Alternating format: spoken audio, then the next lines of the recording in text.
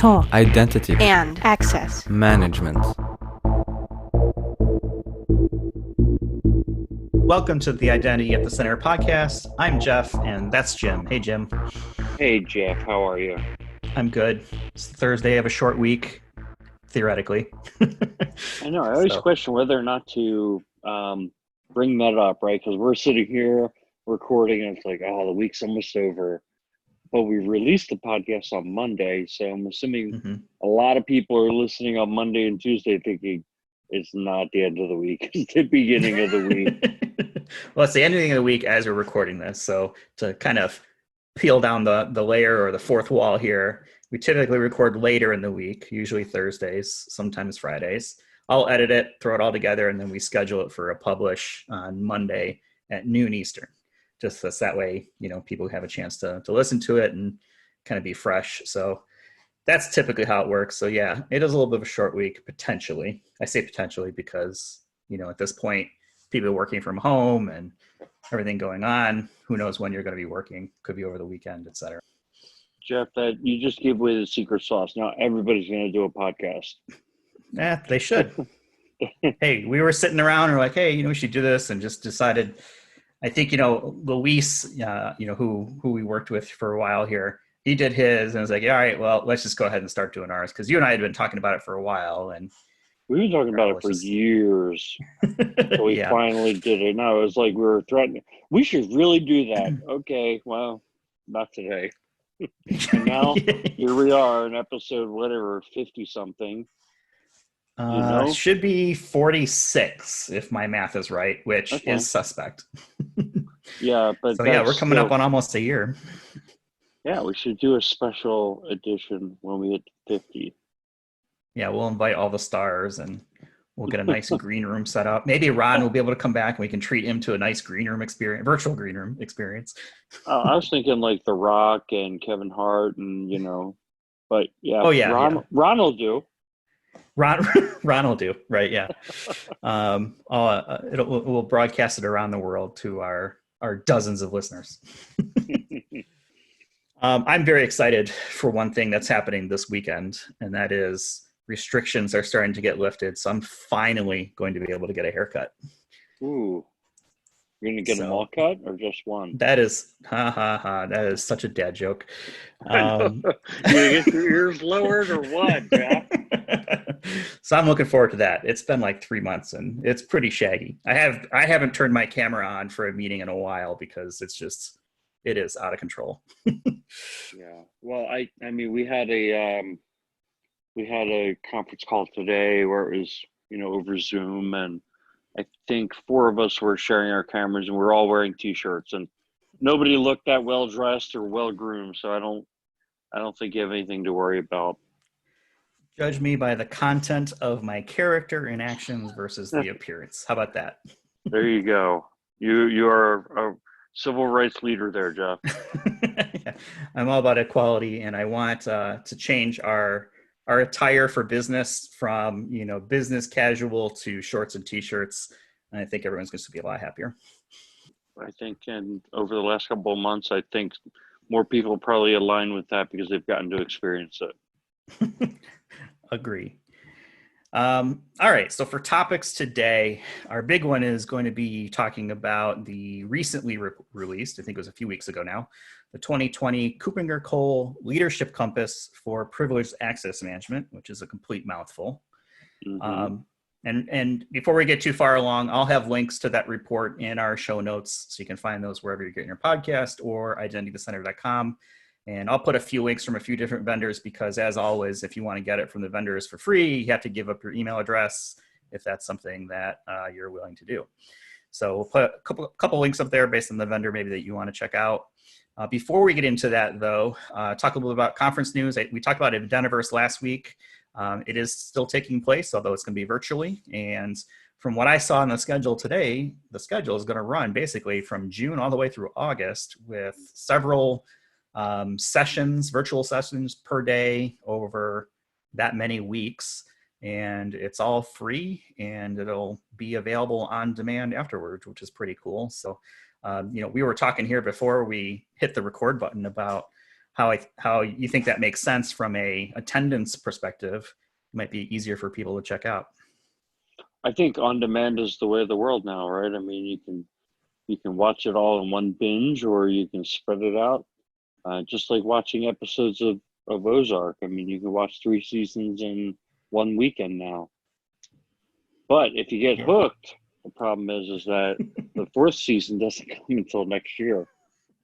Well, it's like any other show, right? You watch the season and you got to wait a year or 2, depending on the show and whatever So may you got happen. me into The Walking Dead, which I didn't want to go there.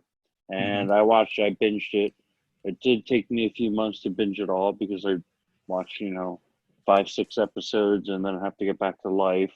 But then I got all the way caught up with what was on Netflix, and then I fell out of it. So it's almost like I have to wait. Like when I watched Breaking Bad, I waited till the series actually ended, and then I watched the whole thing, and it was fantastic. I think I watched that one in about 2 weeks.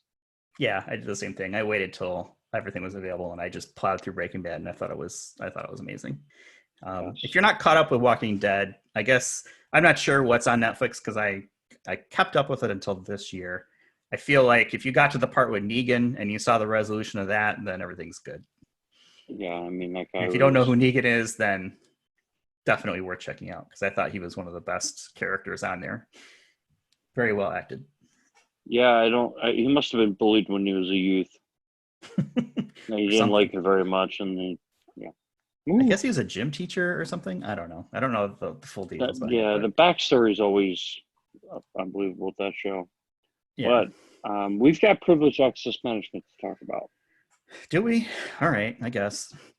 Where do we want to start? How do we start with, I guess, the PAM market, privileged access management market as a whole? And based on the report, they see the market continuing to grow. Roughly double between this year and 2025, so the next 5 years. And nothing really jumped out at me as far as the things that were influencing growth. They've got digital transformation, GDPR/compliance, cybercrime, DevOps, cloud distributed computing. So that's kind of the stuff that I was thinking anyway would drive that growth. So nothing really jumped out at me at there. What do you think? Yeah, I mean, well, I mean, there are some new forces at play that are really going to give Penn the opportunity, and really, I think that there's converging forces taking place. So there's the whole shift out of infrastructure into the cloud, to AWS, to Azure, to Google Cloud, and that is creating new opportunities for privilege management. Now, other solutions are seeing that as an opportunity where they can provide a solution that they may not be traditional PAM vendors. What I still think is kind of cool and interesting about the PAM space is how many vendors still, like, you whoever's listening, hopefully they go out and download this report and see the whole space. I mean, the ones that come to mind are usually the Beyond Trust, the Centrify, of course, CyberArk. They're the ones that are top of mind for most folks, but I mean, the list goes much beyond that. Now, there are some other players that, especially when you start talking about DevOps and the management of cloud resources, where it starts to expand things, and then cloud access governance. So you're bringing the traditional governance components into play, like IGA vendors like SailPoint and Savient are starting to come up with solutions that look and feel like PAM solutions, but they're not as complete maybe in the traditional PAM space. And at the same time, the traditional PAM vendors are reaching back and saying we need to provide governance to what's going on in the cloud. So one of the things that I see is like a major trend that's happening in identity and access management is that vendors who had been in pockets, in single sign-on access management or in PAM or in identity governance, are starting to encroach into those other areas. And it'll be interesting to see if that trend continues, because if it does, it will challenge some existing partnerships between major vendors who start, offering competitive solutions to one another.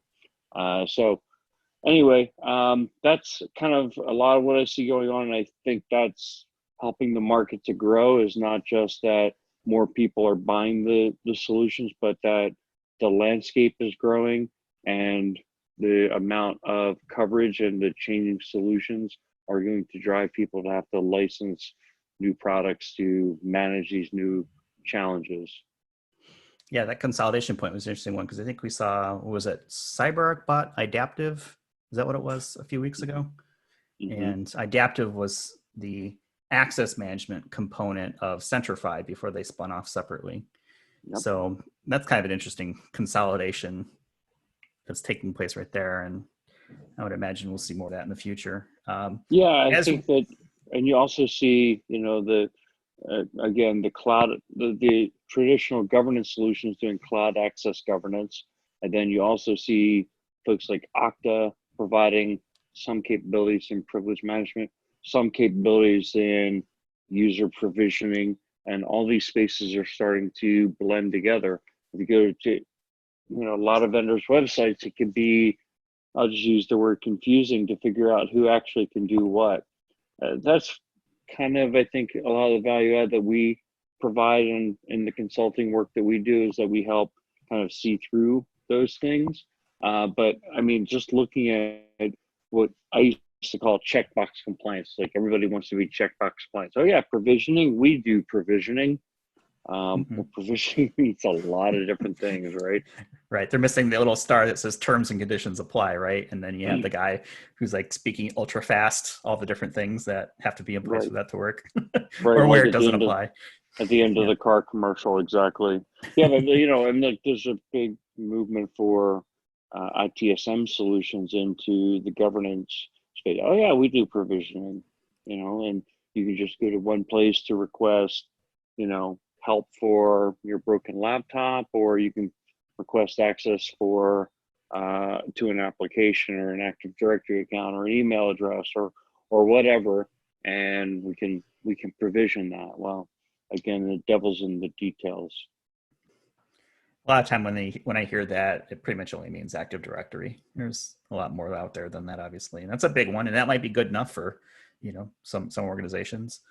Others, yeah, and provisioning, I think provisioning is also a fraction of the total identity governance pie. I mean, the total identity governance pie is about who has access to what, having that database, or having that one view of all the access that an individual has, and then it's all layering on top: the ability to do access reviews, the ability to request additional access, bundle things into roles, things like that. So it goes on and on and on. And just covering one small bit of it doesn't mean you're doing identity governance. Right. You're not even really doing the G and GA at that point. Right. All right. Well, let's get back to Pam, because I think there were some required capabilities that KuppingerCole had identified. Do you want to take us through that list? I think there was like, what, 7 or 8, something like that? Yeah, absolutely. So, yeah, I wanted to, you know, kind of talk about each one of those capabilities as they term them. And it's one of those areas, like you were saying earlier, where, you know, it can get confusing, and it's a mouthful, I think what you said. And a lot of these are a mouthful. And what I wanted to do is at least put it into kind of the way I've thought about these things traditionally, because it's this, I think it's the same thing with a different name. I think the biggest thing when it comes to privileged access management on the traditional side, and that's where most of these required capabilities come to, is that human beings don't know passwords for privileged accounts. They can't use them without anybody knowing. So those accounts get stored in the privileged access management system, whether it's a vault, and it gives the person the credentials, and then after a period of time it changes the password, but they don't know the new password unless they check those credentials out again. And then there's some paper trail, or whether it just launches a session, they never see the password. And then there's the idea of monitoring that session. So this is a big part of it, is that, you know, having the ability, whether you're an IT user, or now the use of PAM is kind of expanding to business users, or what I like to call power users, having the ability to kind of log and record those sessions. And then privileged user escalation. So traditional, management of, say, a server, you want to log in with a very low powered account because you don't accidentally want to run the command with a high powered account, then, potentially, do something accidentally to screw up the system. So you log in with a low powered account and then you elevate when you run the command. So you run the command under a set of credentials that has the power to run that command. But if you tried to run the command with the account that you logged in with, it wouldn't run because you have insufficient privileges. So those are kind of the main pieces of, traditional PAM. And so the first one, going back to the report, the first one they talked about, they call Privileged Account Data Lifecycle Management, PADLM. Which what I talk about here, or the way I call this, is privileged access request unapproved. So in other words, or whether it's pre-approved, but almost every PAM solution has this, which is, some kind of user interface to go through and say, I'm going to either, I'm the top person, I'm going to assign Jeff gets to use this account, or maybe I log in as Jeff and say, I need to use that account in order to perform some task. And then somebody else might be triggered to go in and approve it. So it's really, the request approve process for privileged access. That makes sense? Yeah, it's like to boil it down in simpler terms, like the check-in, check-out process, right? Who has it for when, and who's keeping track of it, that paper trail that goes behind it. Exactly. So the next one was shared account password management. And to me, this is what I call the check-in and check-out process, or fire call accounts. The interesting thing is they're talking about the shared account password management. I don't think this is really that different than the named account if you're managing named accounts in the privileged access solution. But a lot of times, folks who have privileged access management systems won't put named accounts in the PAM system. They'll just put the shared account. So you can, if you need to use a root account or an SA account or something like that, that'll be in the PAM, and the named users like J McDonald _ admin or admin _ J Jim or whatever, that would not be in PAM. But I really think this capability for the most part is the same regardless of the type of account, but it's traditionally been used more for shared accounts. Yeah, and I think the named account versus shared account thing, in my mind, if you have named accounts and you have shared accounts, you're typically in the process of changing over to some new privileged access management process, right? Maybe everyone was an administrator and there was a decision made to say, okay, well, we're going to start to streamline that. The Windows team can keep their admin accounts for now, but ultimately, at the end of the day, we want to get down to, just least privilege. And at some point, maybe the named admin accounts go away and they start using an account fully managed within the privileged access management system. But yeah, you're totally right. It's rare that I see named accounts in it, but it is essentially the same concept, right? It's this account has privileges above and beyond, what a normal user may have for whatever case it may be, or app or platform.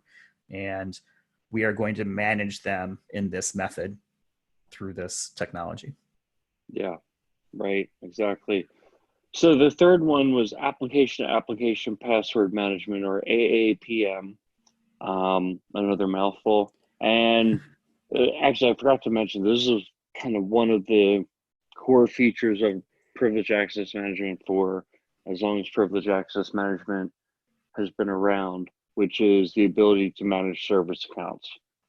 Service accounts are, one of the biggest problems in organizations that we see over and over again is that over time they've created dozens or hundreds of service accounts. Now they don't know where they're being used. They're afraid to change the password, so they set them up with a non-expiring password, and they become an exception to the policy, and they become a huge security risk in that you've got an account which may be very, very powerful and it's not being managed according to policy. And so getting those accounts into a privileged access management system, ideally right from the start, and having it manage the password. And when it manages the password, it has to manage it in two places where it's being used, as well as in the directory, usually in the Active Directory. So that's the service account side. But this area is not just Windows specific. It also has to do with Unix servers, and there's accounts that can be in scripts or in text files, in other directories, and in, I'll make the assumption. So part of this is I've read the document, and what you're getting right now is Jim McDonald's interpretation, right? We haven't talked to the author and confirmed that this is exactly what he meant, but I would include in here like DevOps accounts. Now, talks about DevOps later in the document as a separate capability, but I still think, DevOps is mainly using accounts and scripts, or stuffing credentials in scripts. So the traditional, or the de facto route would be to hard code a credential into a script. The privileged access management approach, or the DevOps approach, would be to go out and fetch that account from a service like privileged access management. So that's what I think this area is covering. Any thoughts there? Yeah, I think it's something that used to be kind of a differentiator between different products, but I think has become kind of standard now across the landscape. I mean, essentially the way it works, right, is you have a little script within your script that says, hey, instead of the password, run this script, which will then go to whatever your privileged access management technology is and retrieve the credentials from there. And right. that's not something that it's hard coded in the script, can't be taken away, or if someone leaves, right, and has access to that account, you don't have to worry about changing that password, which can cause a whole bunch of other problems, as well. So yeah, I think it's an important one. I don't really see too many organizations that have really taken advantage of that yet, but I think that's sort of the next step. I think there's a natural progression where it starts with, okay, let's get a vault set up at least. And then it becomes, okay, let's do some session recording and monitoring type, services around it.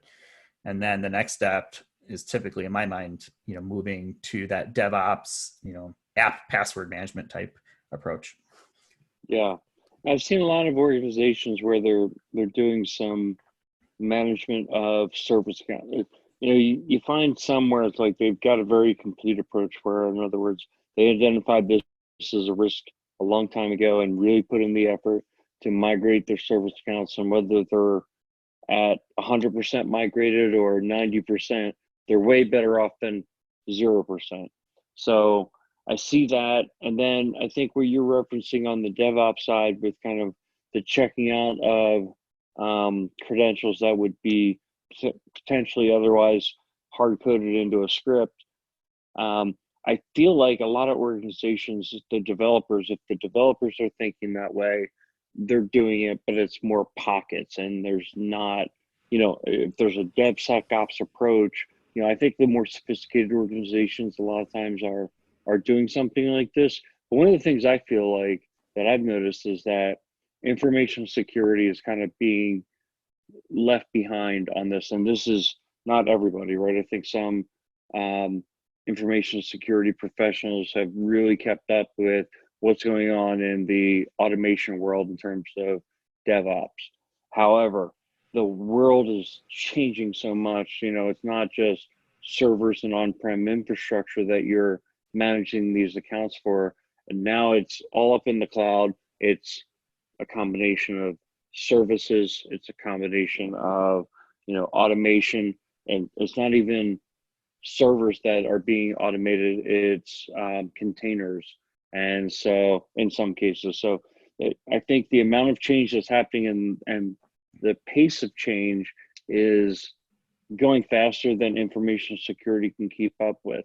And in those kind of scenarios, what I think is that you don't want to be the progress prevention department. You don't want information security to say, no, you can't do this because we can't keep up or we don't understand it. Let those developers kind of move forward, but make sure it's done in a fashion that has a paper trail, that has oversight, that works within and stays compliant with the policies, and that there is a watchdog. I think that's the the important role that information security can play, not to slow things down, but to make sure that it's being done in an auditable fashion so that you don't have kind of a sloppy work or potentially a rogue employee or contractor going off and creating access for themselves that is a backdoor later on. Right. I think that's why it's important to when you think about things like terraforming and scripting automation, you want to get the security design right and make sure that you're not automating bad practices. So Yeah, if you're taking advantage of these types of technologies, it's going to help you down the road for sure. absolutely. So number 4 was control, privilege, elevation, and delegation management, CPEDM. And to me, this was pseudo. Right? This is the ability to, or pseudo or run as. In other words, I can get to the server. I can, log into the PAM system, get to the server using my J McDonald account, but I can't do anything of any value, right? I can, bring up the desktop, but if I want to launch users and computers or I want to run a backup command, I have to sudo to an account, to a credential that can actually perform that. Typically, what I see is that sudo would be the command used in kind of a default or de facto Unix or Linux environment, but each of the PAM solutions has their own executable, which would be named something like sudo or sudo. So it's I think almost all PAM solutions have this. Maybe that's why it falls into this category, but this is kind of this has been around for a long time. Yeah, kind of a no-brainer. I think of the PAM area. This is really kind of where I think it started, right? Yeah. Yeah, So the and I next think it one kind of. is, oh, go ahead. I would say I think it kind of dovetails really nicely into the next one because you're talking about endpoint privilege management and local administrator. It's a very similar concept. You want to take us through endpoint privilege management? Well, yeah, I think this is really what this comes down to is the ability to manage devices, especially Windows devices is probably, most corporate environments, it makes up the majority of the devices, and they would have a local administrator account. I think if you have an environment where a lot of your devices are Macs or other operating systems, maybe Android devices, that you need to make sure that as you evaluate solutions that you're including those types of devices as being able to be managed. But I think one of the biggest things is that, like we talked about on the last podcast, is you know should organizations allow their end users to be administrators to their laptops? We think it's one of the biggest potential flaws or security gaps is by allowing end users to install their own software. They can get tricked into installing malware. And so this gives you a solution that when the person calls and says, hey, I need to install some software, it's either an administrator can do it or a help desk person can do it. They can temporarily become the local admin, but they can apply some additional validation that this is actually legitimate software. And then that right would be taken away after that task is performed. Yeah, I think it's one of the most important things that a security program can try to institute in an organization is that management of local admin rights on machines. Whether it's Windows, Mac, mobile devices, Android, iOS, etc. This is how a lot of malware gets into the environment, and being able to manage that effectively is important because it can be so disruptive to the business. And by extension, things like help desk, service desk, et cetera, who are having to field the calls from the users, et cetera. So being able to manage that is really important. And I see as almost foundational, not almost, but is foundational, right, to a secure environment, is making sure that if you are following the concept of least privilege, chances are the vast majority of your user population does not need to be an administrator of their machine. And That's right. that's going to help reduce the risk to the organization. Yeah, and like we talked about last time was, you're probably not sending out a big proclamation that You're taking away these rights, and you're probably going to roll it out over time. If you have a solution like this in place, it can make a little less painful. If you can take it away, but you can allow your, your service desk or your desktop admins to be able to temporarily elevate their privileges, rather than, I think the traditional approach has been, we're going to put a bunch of accounts in the local admin group. It won't be the local users themselves. It'll be, I've actually seen it where it's named people who were the desktop people at the time who built the desktop. I'm going to put my account, and a few other people who work on the team put their account, or maybe it'll be a group. Maybe it's an AD group in the local admin group. It's still not a very secure way to do it. Yeah. And this is going to be painful no matter what. I think having good management of endpoints, meaning local admin rights, is a differentiator between just how painful it's going to be. It's going to hurt regardless, but it can go better if you're prepared for it. Imagine this scenario. This just came to mind, but I think this is a very real scenario. Is you have some desktop support people who happen to be in a group, an AD group that gets dropped in the local admin groups on all the devices, and they decide to, hey, I'm going to cruise around the network. I'm going to go look at the HR person's hard drive. I'm going to go look at the CEO's hard drive. You would never know. You probably would never pick up on that unless you had a pretty advanced network. If you have lack security controls like that, and the problem is like that's almost something that not only is hard to monitor, but it becomes a bigger and bigger problem the more people you do that to, and the more broadly you grant access. So being able to create a paper trail of when people have access that would allow them to do that to somebody else's computer, I think is pretty important security control. Yep. Trust, but verify. There you go. Next one here is session recording and monitoring, which I think is a really important one, right? This is the camera that sits up in the corner and says, hey, this is being recorded. Watch what you do, whether it's a real camera or not. It can help, mitigate maybe some risky behavior. Big brother. Big brother. I've always felt like, if you believe that there was a chance you're being monitored and watched, you're less likely to commit a crime. And I feel like it's the same thing with, IT administrators who maybe think they can get away with things. If you have somebody who is corrupt, which, usually people get by being corrupt because they're not purple, right? You don't look at somebody and, without knowing them and think, oh, that person is corrupt. But they could be operating in the shadows and doing things and exfiltrating data and things like that. However, if they feel like there's a chance they're being monitored. So I worked at a financial services company. We recorded administrator sessions, and then we had a policy that a certain small percentage of those videos would be reviewed by people in the IT compliance group.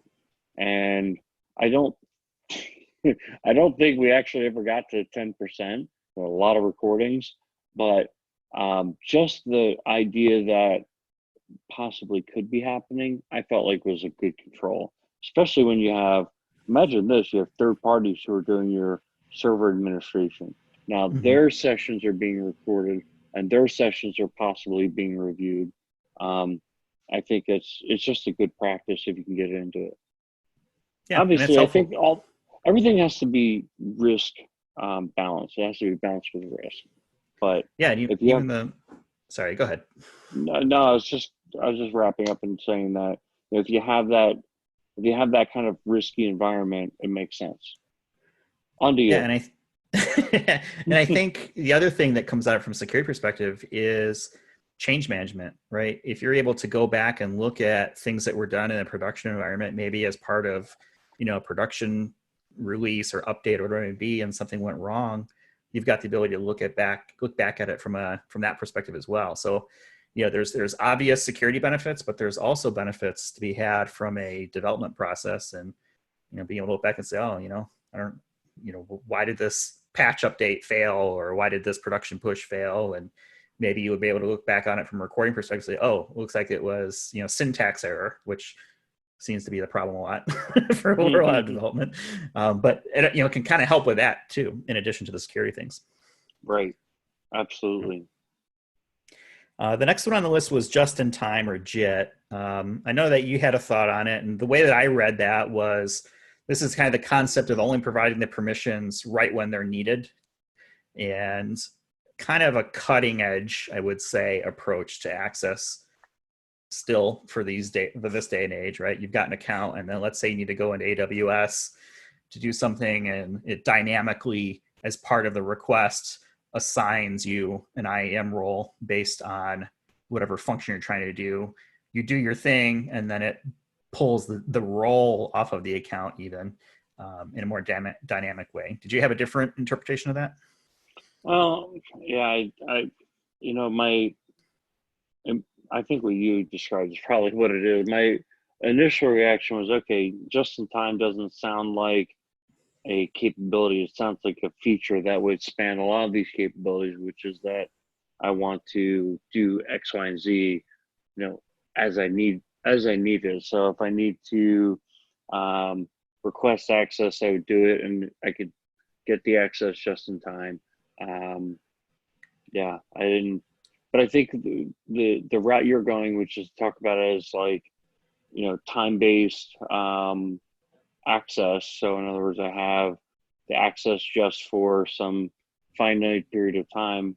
Maybe that is the description of the capability. Yeah, I was thinking maybe the concept of having, like, if you're going to set up like admin roles within an app, the traditional way is, okay, we're going to need to set up 10 accounts with, these specific permissions, and then we'll check them out when they're needed, right? Based on whatever task, versus maybe being able to do, and you may never need 10 concurrent connections with 10 different permissions. You might be able to get away, if it's more dynamic or just in time, where you have maybe 3 or 5 accounts that don't have any permissions, but based on the request process, you've mapped the request process to a specific entitlement or permission set. And if that's approved, it automatically assigns the permission to kind of one of these accounts that doesn't have any permissions normally. You go off to your thing, and then it reverts back to kind of like this blank key that you can then, imprint a pattern on later for a different use. So you'll reduce the number of privileged accounts that might be out there. And you make more of a set of, on-demand set of keys versus just having a bunch of keys laying around. Yeah, it makes a lot of sense. Just to point out that we're sitting here, we're not really sure. There's not a big description in the document on what is meant by this. And so we're kind of just trying to think about some of the features that we've seen, and maybe part of it's like wish list, and say, yeah, well, that should be a capability. Right. Yeah, the next one was privileged single sign-on. So I took this to mean using PAM to control access to an SSO credential. So, doing something like using PAM to go into an Okta or Ping ID, and that could then land you on the portal, and you have access to a number of applications you could single sign on into. And to me, this was like a good scenario where PAM could solve a business user use case. Could be an IT user as well, but business user use case where, it's just that extra layer of protection, and you could even do session monitoring over those sessions. Session monitoring. So here's an example of how all those can come together. So if we're using the privileged single sign-on, I could go in to my PAM system. I could, log in and say, I want to use this particular credential. So it's the sales lead credential.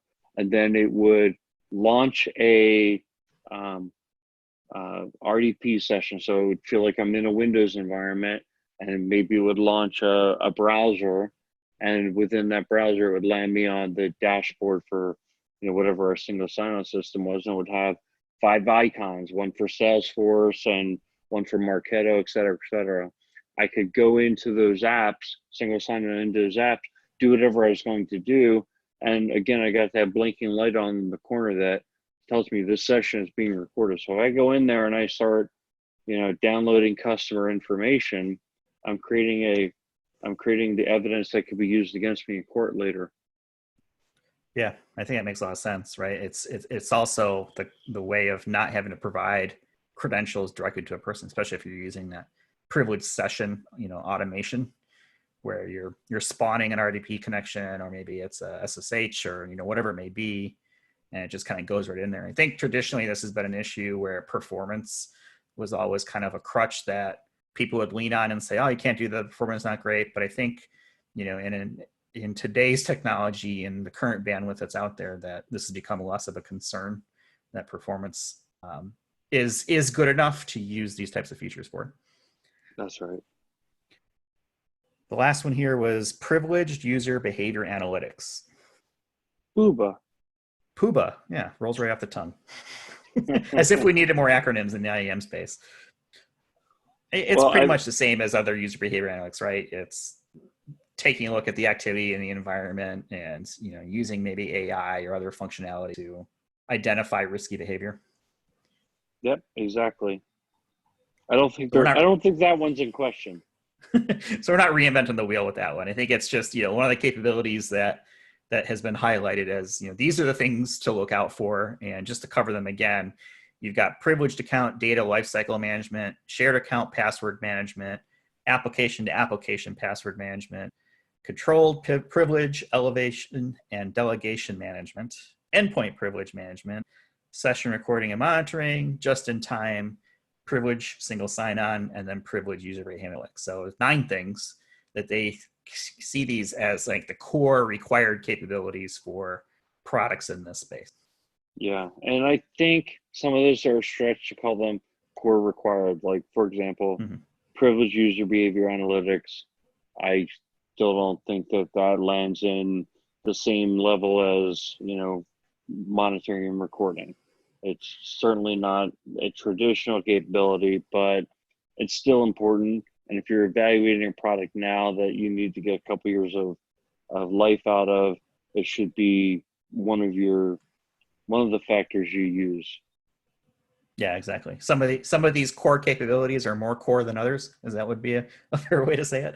Yeah, more core than others. Yeah. Yeah. All right. So why don't we take a look at the leaders? So KuppingerCole does a good job of kind of having different charts. And I think the one that we'll have time to focus on today is the overall leader chart. And, it's a great report, but there's one thing that I hate about KuppingerCole reports is the way they do their charts. They put things on their side and make it hard to read all the vendors because it's going from basically right to left, from, leader to follower. So I wish they would just rotate it around, and I'm not sure why they picked that other than maybe just to be different. But man, I would kill for a 90-degree rotate button in these these reports to be able to read the actual vendors and where they stand. But without, that being aside, CyberArk is in their view still the clear leader above everyone else. And as we're talking through these, I kind of picked out the challenges that they saw for these products because I think those are typically the differentiators more so than the capabilities or benefits they provide. And from a CyberArk perspective, even though it is the leader, the things that they cautioned on were the solution being highly modular, which could be not favorable in some environments. It's certainly overkill sometimes for a lot of customers that might be out there or areas, and I think that dovetails into they think that there should be more of a small or mid-size product in addition to their enterprise product, because CyberArk can be this big wheel, over tasked beast that does all the things that you want it to do, but it's probably overkill for a lot of businesses out there. So they were the clear leader. I've been involved with some clients who have been evaluating solutions, and the more complex you make your requirements, the more likely you're going to end up with CyberArk. And that's not a hit on CyberArk at all. But what I would say is, you know, things like we just talked about with the required capabilities, CyberArk's usually going to be more cutting edge on all the capabilities in that area. So if you say we got to have AI, we got to have AI, and we've got to have these 10 requirements in the AI space covered, there's a good chance that you're going to end up with CyberArk. And Yeah, if again, you make not a it hit on CyberArk because they can do it, but it yeah. also, in my experience, is not the cheapest solution. Right. And I think this is where it's important to have your requirements and really understanding what is critical and what is not. Because if everything's critical, you may not find any products that meet your needs, right? Mm-hmm. So, or it's only going to be one or two. But if you can really be judicious about, what is nice to have versus truly critical, I think that'll open you up to, more choices potentially. Yeah. So CyberArk's the clear leader. And then next up, we've got Thycotic and Beyond Trust. They're pretty much neck and neck when it comes to the leadership, on this chart. From a Beyond Trust perspective, a couple of things that they cautioned on was the vulnerability management tool that they've got. It's gone end of life. I can tell you, I agree with the second one here, where they say the vendor website can be confusing in presenting the features of PAM products and making selection harder, which I totally agree with. I think that's an area that Beyond Trust could do better on, is the marketing and helping people understand what they're capable of. And I'll extend that also into licensing, because they're one of the few vendors that licenses based on number of endpoints. And maybe this has changed, so forgive me if I'm wrong, Beyond Trust, but it makes it difficult to do an apples to apples comparison with other vendors who may be licensed based on number of administrators. So that can be confusing when it comes time to take a look at the numbers and trying to make a comparison. And their other option, is they're on premise. They don't have a privilege management as a service option like some of the other vendors. From a Thycotic perspective, they don't support SAP Business or Oracle eBusiness. They don't have an always-on discovery scan or making the scans available as XML. I don't know if that's necessarily important, to be honest with you. I think if you can run discovery scans as needed, that might be good enough. And, if you've got, other legacy options out there that they may need to work on convincing some of the larger organizations to get rid of legacy PAM. Now, what's interesting is I don't know if they defined what legacy PAM is in their mind. Do you remember seeing that in there, Jim? No, I don't think I got that far. Okay. You could argue that CyberArk is legacy PAM because they've been around forever. So, right. Yeah. I mean, they've been around forever for sure. Right. I was seeing, I mean, if this isn't, I don't know all these products super in depth, but I did see Broadcom listed. Broadcom bought CA, SiteMinder, or I think they bought all of CA. So I don't know if their PAM solution is essentially CA's PAM solution, which I never thought that highly of. I'm not here to disrespect anything, but I didn't think it was that fully featured. Yeah, and that's part of the challenge with consolidation. You have companies that are buying names. I forget who it was that bought Beyond Trust. Was that Lieberman? Was it? Lieberman bought Beyond Trust, but then they kept the Beyond Trust name, I think probably because they had a stronger market presence. So right. And Lieberman always was listed as a leader. What? Yeah. The one I found really interesting, or that I just have a lot of respect for, or I don't even know if I want to say respect, but just I think it's been really cool, is Thycotic. I was aware of the Secret Server product back when it was like secretserver.com, and it was like, I don't know what it cost per user, but it was super cheap. It used to be free. It used to be a free version. Was there a free version? It was like you could do service account management and password vault, I think. And then it was like it just kept adding feature here, feature there. Now they support Linux as well, and the platform has continued to grow to now it's a major vendor in the space, and you can argue is number 2 or number 3 in this report, but it all grew from that Secret Server product. Yeah. Which was, like you said, almost like freeware. Yeah. I don't know if they're kind of a hidden secret or not at this point, but they've kind of felt to me like the scrappy underdog.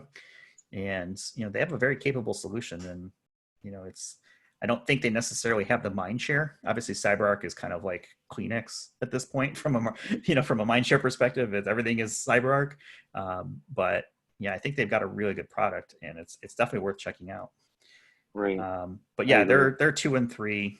And then you've got another big kind of jump down to number 4, which is Centrify, which, according to KuppingerCole, lack of comprehensive endpoint privilege management for desktops, higher pricing, and more focus on North America are sort of the big things that they caution on. And then you've got things like Broadcom, which you're right was a CA acquisition. They acquired CA, I should say. Then you've got SSH, Wallux. Well, I'm not familiar with them. And then you've got One Identity and Hitachi ID. And then you've got everyone else. So those are the leaders. But there's a very clear difference between CyberArk, which has a very clear difference between Thycotic and Beyond Trust, which are in the 2 and 3 position. And then you've got a very clear, drop down to Centrify, and then the others that round out the leader quadrant. There's one that comes up quite a bit in some of the conversations we've been having, especially recently, and that's Manage Engine. For folks who are considering them or have them and are curious where they fall, they're kind of right in the middle, basically, of the pack, kind of in the top challenger area after everyone else we've mentioned. The cautions from KuppingerCole and them were it's only available in an on-prem format, doesn't really integrate with IGA technologies that are out there. And I think that's something that a lot of the leaders in this space, they do have tight integrations or tight partnerships with other technologies that are out there. So that's a differentiator for sure. And that Manage Engine, another caution, and probably the biggest one in my mind is, they don't have really connector support for cloud apps and cloud-based delivery. So that could be another key differentiator that's out there when it comes to these products. I think there's a place for point solutions in the PAM space. And the thing is, when we go in to work with a client, they're really focused on providing some benefit to their end users. And I mean, bottom line is, like, privileged access management doesn't have that shiny item feeling to it. So, you roll out privileged access management, most of your end users won't even know you did it, right? That's the goal. Actually, it's for your administrators. So they might have their eyes set on doing single sign-on, multi-factor authentication, identity governance. And a lot of times what we find is, like, you guys have a security risk with, your service accounts, your domain administrators, and your admin accounts overall. And so you need something. And so that's where I feel like, maybe you don't need the strategic solution that's going to take you into the next decade, but you can't ignore the problem. You got to do something, even if it's a stopgap solution that's going to get you 2-3 years and get you to start getting a better handle over your risky accounts.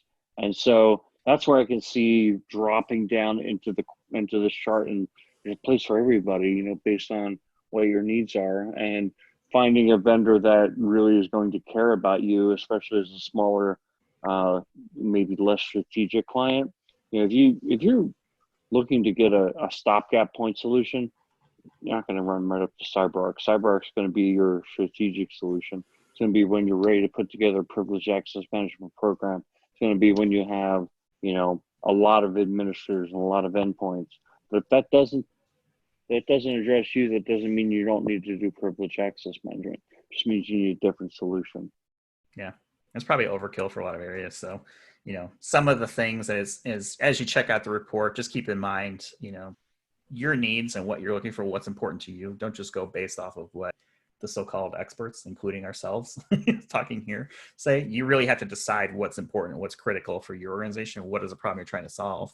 If you told me I could get, I'll pick on Manage Engine again. If I get Manage Engine for $1 per person, and CyberArk is $20 per person, I'm going to figure out a way to make Manage Engine work for me until I truly outgrow it, or something changes from some other perspective. It doesn't make sense to spend 20 times to get 20% more service, 50% more service capability, right? Those sorts of things. You really need to think about what's important and drill down into your requirements to figure out what is core, what is more core than other core things, as we'll put it. Exactly. Yeah, which we talked about. Yeah.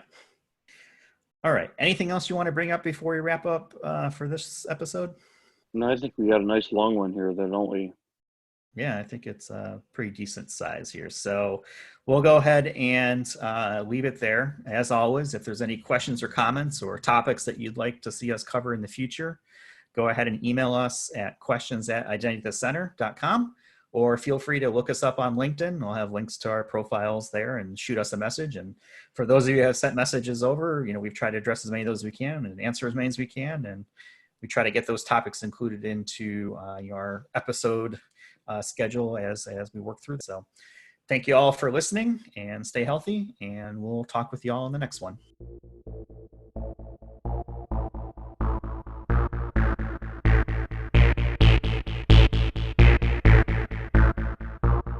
You've been listening to the Identity at the Center podcast.